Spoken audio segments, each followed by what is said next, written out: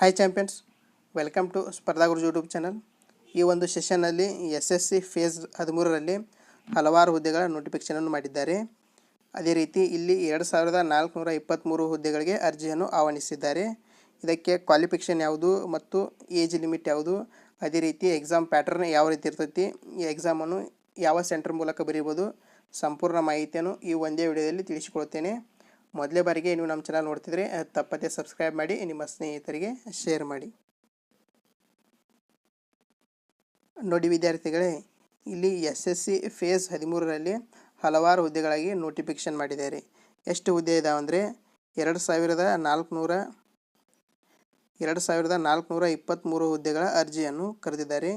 ಇದಕ್ಕೆ ಯಾರ್ಯಾರು ಅಪ್ಲೈ ಮಾಡಬಹುದು ಅಂದರೆ 10ನೇ ತರಗತಿ ಕಂಪ್ಲೀಟ್ ಆಗಿರಬೇಕು ಅಥವಾ ದ್ವಿತೀಯ PUC ಡಿಗ್ರಿ.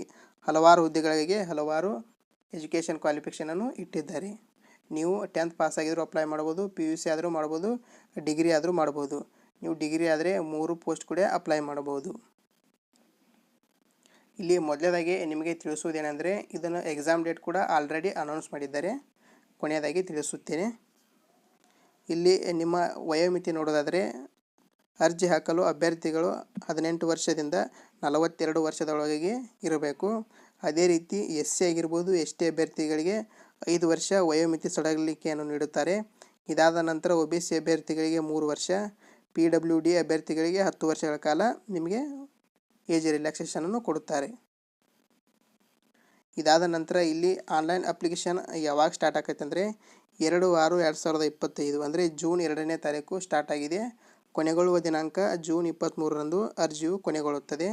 ಅದೇ ರೀತಿ ಅಪ್ಲಿಕೇಶನ್ ರಿಸಿಪ್ಟ್ ಅಂದರೆ ನೀವು ರಿಸಿಪ್ಟ್ ತಕ್ಕೋದು 23/6/2025 ಕೊನೆಯ ದಿನಾಂಕ. ಆನ್ಲೈನ್ ಪೇಮೆಂಟ್ ಲಾಸ್ಟ್ ಇರೋದು 24/6/2025. ಇದಾದ ನಂತರ ನೀವು ಅಪ್ಲಿಕೇಶನ್ ಸಬ್ಮಿಟ್ ಮಾಡಿದ ನಂತರ ಹಲವಾರು ಮಿಸ್ಟೇಕನ್ನು ಮಾಡಿರಿದ್ರೆ ನಿಮಗೆ ಕರೆಕ್ಷನ್ ಅಂತ ಒಂದು ಡೇಟ್ ಕೊಡ್ತಾರೆ. 28/6/2025ರಿಂದ 30/6/2025 2 ದಿನಗಳ ಕಾಲ ನಿಮಗೆ ಅಪ್ಲಿಕೇಶನ್ ಅಪ್ಡೇಟ್ ಮಾಡೋಕ್ಕೆ ಅಥವಾ ಎರರ್ ಕರೆಕ್ಷನ್ ಮಾಡೋಕ್ಕೆ ಟೈಮ್ ಕೊಡ್ತಾರೆ. ನೀವು ಏನಾದರೂ ತಪ್ಪು ಅಪ್ಲೈ ಮಾಡಿದರೆ ಅದನ್ನು ತಿದ್ದಿಕೊಳ್ಳಲು ಸಮಯ ಸಿಗುತ್ತದೆ. ಇದಾದ ನಂತರ ಎಕ್ಸಾಮ್ ಬೇಸ್ಡ್ ಕಂಪ್ಯೂಟರ್ ಎಕ್ಸಾಮ್ ಇರುವುದರ ಕಾರಣ ಎಕ್ಸಾಮ್ ಡೇಟನ್ನು ಕೂಡ ಅನೌನ್ಸ್ ಮಾಡಿದ್ದಾರೆ. 24 ಜುಲೈಯಿಂದ 4 ಆಗಸ್ಟ್ 2025. ಇದು ತಾತ್ಕಾಲಿಕವಾಗಿದೆ, ಯಾವುದೇ ರೀತಿ ಕನ್ಫರ್ಮ್ ಇಲ್ಲ. ತಾತ್ಕಾಲಿಕ ಎಕ್ಸಾಮ್ ನಡೆಯುವುದು ಅಂತ ಅನೌನ್ಸ್ ಮಾಡಿದ್ದಾರೆ. ಇದಾದ ನಂತರ ಯಾವ ರೀತಿ ಎಕ್ಸಾಮ್ ಇರ್ತೈತೆ ಅಂದರೆ CBT ಕಂಪ್ಯೂಟರ್ ಬೇಸ್ಡ್ ಎಕ್ಸಾಮ್ ಇರ್ತೈತಿ. CBT ಒಂದು ಮಾತ್ರ ಇರುತ್ತದೆ. ಒಂದೇ ಪರೀಕ್ಷೆ 200 ಮಾರ್ಕ್ಸಿಗೆ ಒಂದೇ ಪರೀಕ್ಷೆ ಇರುತ್ತದೆ.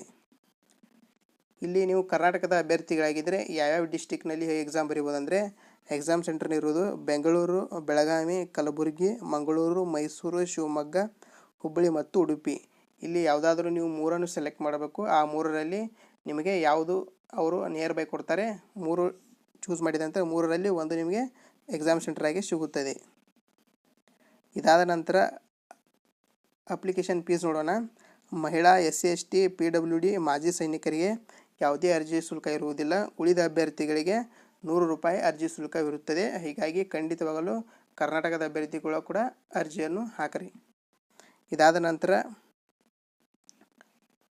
ಅರ್ಜಿ ಸಲ್ಲಿಸುವ ಪ್ರಾರಂಭ ದಿನಾಂಕ ಈಗಾಗಲೇ ತಿಳಿದುಕೊಂಡಿರಿ. ಇದಾದ ನಂತರ ಎಕ್ಸಾಮ್ ಪ್ಯಾಟರ್ನ್ ಬಗ್ಗೆ ಸ್ವಲ್ಪ ಚರ್ಚೆ ಮಾಡೋಣ.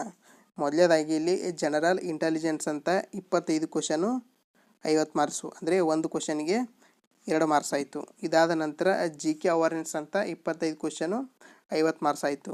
ಇದಾದ ನಂತರ ಕ್ವಾಂಟಿಟಿವ್ ಆಪ್ಟಿಟ್ಯೂಡ್ ಅಂತ ಬೇಸಿಕ್ ಅರ್ಥಮೆಟಿಕ್ ಸ್ಕಿಲ್ ಮುಖಾಂತರ ಇರ್ತವೆ ಕ್ವಶನ್ಗಳು 25 ಕ್ವಶನ್ ಇರ್ತವೆ, 50 ಮಾರ್ಕ್ಸ್ ಆಯಿತು.